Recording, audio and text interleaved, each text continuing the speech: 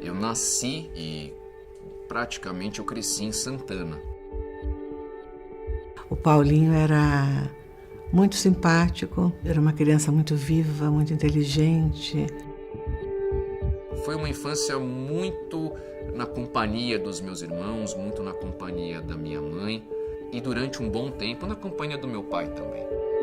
O meu ex-marido foi fazer um curso de administração hospitalar. Lá ele se estendia com os amigos, né? E bebia. Eu lembro do meu pai bebendo cerveja à noite em casa. Tudo que era tão bom começou a ficar ruim. E eu não sabia por quê. Meu pai começou a beber e discutir muito com a minha mãe. E era muito difícil a convivência com o meu pai nessa época. Ele foi para a clínica de alcoolismo e drogas.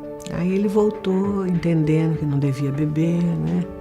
Esses 27 anos de vida que meu pai teve depois que ele entrou em abstinência, ele deve à minha mãe. Quando o Paulinho começou a beber, realmente eu não percebi muito. O Paulinho é sociável, é simpático, é bonzinho, né? E não bebia em casa. E o ano em que eu entrei na faculdade foi justamente o ano que meu pai foi internado. Aí eu comecei a beber um pouco mais, porque ali na faculdade havia muita facilidade para se beber. Mesmo assim, durante um bom tempo, a bebida alcoólica não causou problema para mim. Eu já sabia que a doença era hereditária, né? Só que eu achava que meus filhos nunca iriam tomar esse caminho. Chega uma hora que esse controle é perdido, mas a gente não percebe como uma perda de controle. Então eu percebi porque ele não se formava. Ele entrou na faculdade com 17 anos, né? Ele era um bom aluno. Nessa época em que eu já não tinha faculdade e não tinha trabalho, eu bebia até desmaiar. E desmaiar pode ser em qualquer lugar. E eu então fui lá na faculdade saber o que estava acontecendo. Ele só tinha feito o primeiro ano. E do segundo devia umas coisas, do terceiro outros. Aí foi assim. Aí eu fiquei muito brava com ele. Chegou um determinado dia, por uma razão qualquer, eu queria o carro emprestado e convenci minha mãe a me emprestar o carro por um período de tempo. E eu peguei o carro, bebi, naturalmente fiquei muito bêbado e bati num carro parado. E esse carro parado foi para cima de uma calçada e não matou ninguém porque não tinha ninguém nessa calçada. Ele ficou 2 dias sem sair do quarto. Aí no segundo dia eu fui falar com ele. O Paulinho bati na porta do quarto. O que aconteceu e tal. Aí ele falou, não mãe, nunca mais eu vou beber. Eu bati num carro parado. Meus pais juntos vieram conversar comigo. Meus pais juntos foram muito claros em me dar uma escolha. Ou eu ia me tratar, cuidar da minha doença, e nessa situação eles iriam me apoiar, ou eu iria para qualquer lugar, mas eu nunca mais ia voltar para a casa deles. Nesse momento, medo, por conta do tamanho da encrenca em que a gente se vê.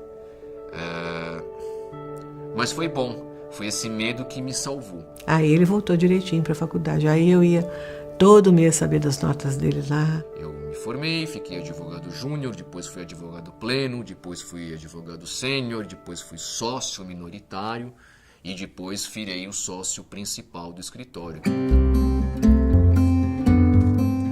Tenho 2 filhos, o Arthur, que tem 5 anos, e o Caio, que tem 4. Eu os levava até a escola pela manhã, deixava eles no colo da professora e ficava vendo um monte de outras crianças pequenininhas que nem eles. Eu sei, porque eu estudei esse assunto, que 10% da população é dependente químico. Então eu olhava ali e via aquela monte de bebezinhos e pensava assim, 10% está condenado. E isso me deu uma sensação muito ruim, que eu precisava fazer alguma coisa. Agora eu acho ele muito corajoso de se abrir e querer ajudar outros, né? E a gente teve a ideia de criar o Movimento Vale a Pena. O Movimento Vale a Pena nada mais é do que um ambiente virtual na internet em que nós procuramos divulgar informações e prestar algum tipo de serviço, algum tipo de apoio, não só para os dependentes, mas principalmente para os familiares. Eu acho que é uma coisa muito nobre da parte dele. E ele está se expondo e ele ainda é um alcoólatra dentro do A jovem. Então ele pode servir de modelo para outros jovens. Porque ele, quando ele entrou, ele não tinha muito em quem se espelhar. A principal característica que eu trago até hoje da minha mãe naquela época, que foi tão difícil para todos nós, é a coragem. Coragem e a persistência. Eu acho que o amor é muito importante sempre, né? Eu acho que tudo, em tudo na vida, o que fala mais alto é o amor. Então você fala, bom, às vezes está difícil, mas a pessoa precisa, a pessoa quer, não é? Mas acho que a minha vida nunca teve tão boa, porque acho que eu lembro o tempo que eu não tive paz, né? O tempo que eu tive um problema tão grande.